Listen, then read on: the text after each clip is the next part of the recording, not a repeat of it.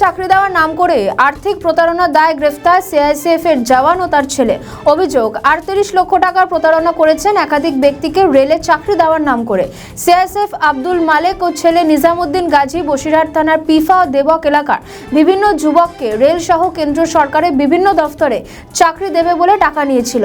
একজন ব্যক্তির কাছ থেকে 5 থেকে 10 লক্ষ টাকা পর্যন্ত নিয়েছে, কিন্তু বহুদিন কেটে গেলেও চাকরি না পাওয়ায় গতকাল রাতে ছেলে ও বাবাকে আটকে ক্ষোভ ও বিক্ষোভ শুরু হয় এবং বসিরহাট থানায় লিখিত অভিযোগ দায়ের করা হয়েছে।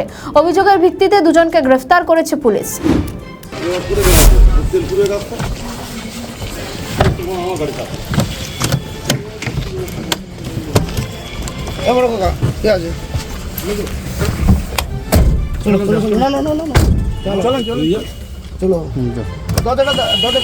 ধরেছে তোমার চিন্তা নেই, চলো বলে কোনো চাপ নেই, চলেন না যাচ্ছি যাবো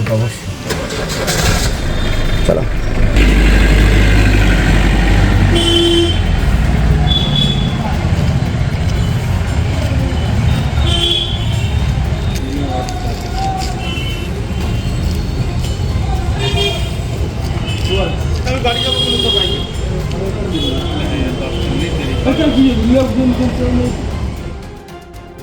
আমাদের ভিডিও ভালো লাগলে লাইক ও শেয়ার করুন, কমেন্ট সেকশনে আপনাদের মতামত জানান।